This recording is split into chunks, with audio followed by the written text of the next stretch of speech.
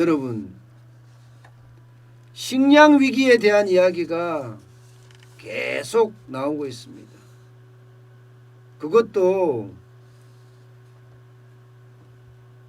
그만한 위치에 있는 사람이 식량 위기가 곧 닥칠 거다 이렇게까지 이야기하고 있어요.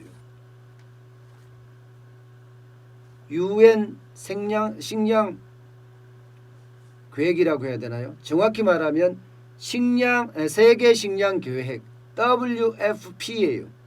데이비드 비슬리라는 사무총장이 AP통신하고 인터뷰를 하면서요, 올해보다가 내년에 더욱 심각한 최악의 식량 위기가 닥칠 것이다 이렇게 경고했습니다. 왜 식량 위기가 닥칠 거냐? 이것은요, 코로나19가 전 세계로 창궐을 하면서 쉽게 말하면 농사를 제대로 못 지었다는 거예요. 그 때문에 생산량이 확 줄었다는 겁니다. 그래서 올해보다가 내년에 더 심각한 위기가 오지 않겠느냐 이렇게 이야기합니다. 심지어 비슬리 사무총장은요, 기근 바이러스라고 이야기합니다. 기근 바이러스. 기근 바이러스가 인류를 위협할 거다 이렇게까지 경고하고 있습니다. 코로나19는 아무것도 아니다. 기근 바이러스가 더 심각하다 이렇게 말입니다. 당초 식량 농업기구 FAO입니다. 여기서 올해 최대 1억 3천만 명이 기근 상태로 내몰릴 거다 이렇게 예상을 했거든요. 그런데 내년에 가면요, 이거보다 2배 늘어난다는 거예요. 2배. 2억 7천만 명이 기근 상태로 내몰린다. 예. 굶는다. 그렇게 이야기합니다. 왜 이럴까요? 왜 이렇게 어려워질까요? 각국의 봉쇄령 때문이라는 거예요. 각국의 봉쇄령 때문에 생계는 더 어려워진다 이렇게 이야기하고 있고요. 예멘이나 베네수엘라도 여기 들어갑니다. 베네수엘라, 남수단이나 아프가니스탄이나 이렇게 전 세계 30개국이 식량 부족으로 기근 상태가 심각하다 이렇게 이야기합니다. 지금 남수단에서는요, 밀 가격이 무려 60%나 폭등했습니다. 인도나 미얀마도 마찬가지예요. 감자나 콩 가격이 20%나 올라갔어요. 그러니까 식량 가격 자체가 엄청나게 올라간다는 이야기입니다, 여러분.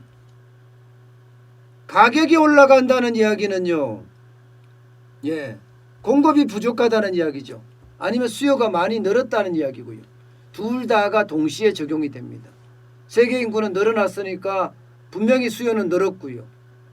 또 코로나19 때문에 농사를 제대로 못 지었으니까 거기에 대한 공급은 부족하게 된 거예요. 여러분, 가격 보세요. 가격을 보시면 올해입니다. 올해 1월부터 10월까지 보면 1월이 102.5다 이렇게 이야기합니다. 이게 100이 기준이라고 봐야 되거든요. 100이. 그런데 5월달만 하더라도 91%였잖아요. 91이면 가격이 싸다는 거잖아요. 가격이 싸면 식량이 넉넉하다 이런 얘기인데 지금 다시 10월에는 100.9까지 올라갔습니다. 100.9까지. 이게 2014년, 2016년, 그러니까 정확히 말하면 2014년, 15년, 16년의 평균치가 이게 기본입니다. 그게 100입니다. 그때보다가 지금 가격이 100.9까지 올라갔다는 이야기예요. 그때보다 평균이 더 많이 올라갔다는 이야기입니다. 실제 올해 생산량이 4,270만 톤이다 이렇게 예상을 하고 있고요. 소비 증가량은 5,240만 톤이다 이렇게 예측합니다. 생산보다가 소비가 훨씬 많다. 결국은 공급은 줄어들고 수요는 늘어나고 그러면 가격은 올라간다. 이렇게 되면 전 세계의 식량 부족 현상이 심각할 거다. 이런 얘기가 됩니다. 예, 비질리 사무총장이 이야기하는 경고가 결국은 엄청난 충격의 결과가 되지 않겠느냐 이렇게까지 예상을 하고 있습니다. 여기에다가 말입니다. 생산량까지 줄인 데다가 실제 전 세계는 식량 안보라고 하면서요. 지금 봉쇄령을 내리고 있습니다. 베트남 같은 경우도 뭐 일부는 해제가 됐지만 쌀 팔지 마라 이거예요. 팔지 마라. 러시아도 마찬가지예요. 밀, 쌀, 보리, 곡물 팔지 마라. 세르비아도 그렇죠. 밀, 설탕, 식용유. 카자흐스탄 밀, 설탕, 감자, 당근, 양파까지. 파키스탄 양파, 캄보디아는 쌀뼈. 이렇게까지 수입을 하려고 해도 이 나라가 거부하는 거예요. 식량 안보 차원에서 말입니다. 사실 전 세계적으로 보면요. 그렇게 부족한 거는 아니다. 뭐 이렇게까지는 이야기가 나와요. 조금씩은. 실제로 보면 조금씩은 나옵니다. 이 정도 곡물 수급량이면 괜찮을 거다 이렇게 이야기를 했지만 사실 코로나19의 창궐이 이 예상치를 지금 뛰어넘고 있는 거죠. 지금 재고율이 세계 곡물 재고율이 29.9%입니다. 그래서 지금 전체적으로 봐서는 문제가 없을 거다 이렇게 예상을 하지만 더 구체적으로 들어가니까 이게 예상치하고 다르더라 이거예요.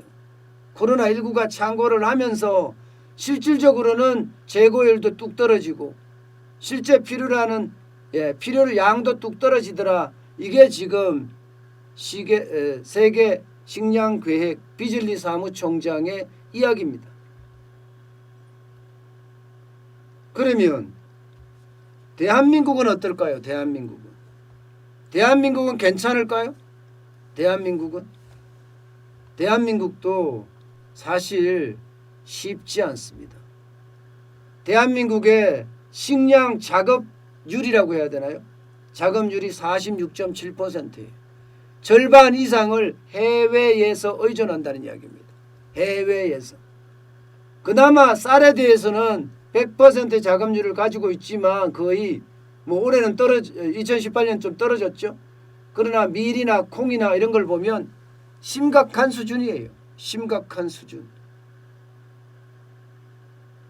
이렇게 됐을 때 과연 식량 위기에 우리가 대응할 수 있을까? 전 세계가 식량 안보 차원에서 그 수출입을 더 제한한다면 아마 더 심각한 양상으로 펼쳐질 수도 있다는 그런 이야기도 나오거든요. 그런 이야기도. 그만큼요 지금 굉장히 심각하다고 보고요. 특히 이 세계 식량 계획의 비질리 사무총장은요 더 심각한 이야기를 했어요. 마지막 이야기. 당장 3개월에서 6개월 안에 20개국에서 식량 부족 상황이 급증할 거다. 3개월에서 6개월 안에요. 만약에 전 세계가 이 국가들 20개 국가 넘는 국가들에게 지원을 하지 않는다면 2021년에는 성경에 묘사된 인류 종말의 기근 상황이 닥칠 거다. 이렇게까지 경고했습니다.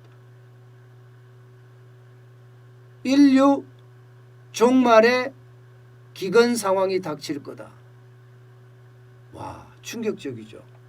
그런데 이렇게 갈 수밖에 없는 것 아니냐. 결국은요 이제는 앞으로는 식량도 완전한 안보 차원에서 관리를 해야 된다. 이런 얘기까지 나올 정도예요. 그만큼 코로나19의 어떤 충격과 이상기후의 충격이 세계 식량에 그야말로 빨간불이라고 해야 되나요? 위기 상황이라 해야 되나요? 저는 위기 상황이라고 하는 게 맞는 것 같은데요. 위기 상황이 그만큼 펼쳤다는 겁니다. 여러분, 식량은요, 그 어느 때보다 중요한 이제 안보의 수단이 돼가고 있다. 이렇게까지 이야기할 수 있을 것 같습니다. 참 어떻게 생각하면 어릴 때 생각이 다시 이게 돌아오는 것 같아요. 아마 어릴 때 보릿고개라고 다 들어보셨을 겁니다. 저희 세대만 하더라도 보릿고개는 잘 몰랐어요. 그냥 먹는 게 아침하면 깡보리밥, 점심에는 고구마나 감자, 옥수수, 저녁에는 국수 이렇게 먹었다는 건 기억나요. 지금 생각하면 건강식이 따로 없죠. 아침에 깡보리밥, 보리밥이 얼마나 건강에 좋다고 합니까? 점심에는 고구마나 감자나 옥수수 참 좋죠. 저녁에는 국수, 칼국수나 혹은 송국수나 뭐 이런 국수들 말입니다. 그런데 그 당시에는 그게 진짜 먹기 싫었거든요. 그러니까 저희만 하더라도 보릿고개를 모르는데 제 윗세대들은 아마 보릿고개를 굉장히 잘 아는 세대예요. 그런데 앞으로도 그런 보릿고개, 현대판 보릿고개가 우리나라에도 오지 않을까, 그런 두려움이 있습니다. 워낙 식량 작업률이 낮으니까 그 어느 때보다 식량 작업률을 좀 올려야 되는 것 아니냐, 이런 얘기도 나오는 겁니다. 왜? 식량이 이제 안보가 돼 가니까요.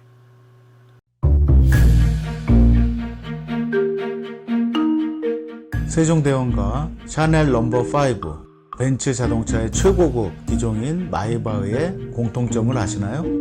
바로 침향입니다. 침향이란 동남아시아에서 자생하는 침향나무가 상처를 입었을 때 스스로를 보호하기 위해서 분비시키는 침향나무의 진액입니다.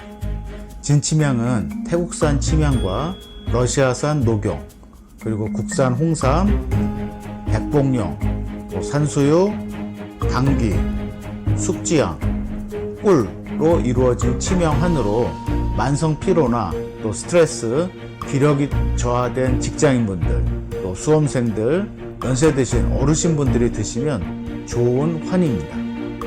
진침향, 여러분들께 자신있게 권해드립니다.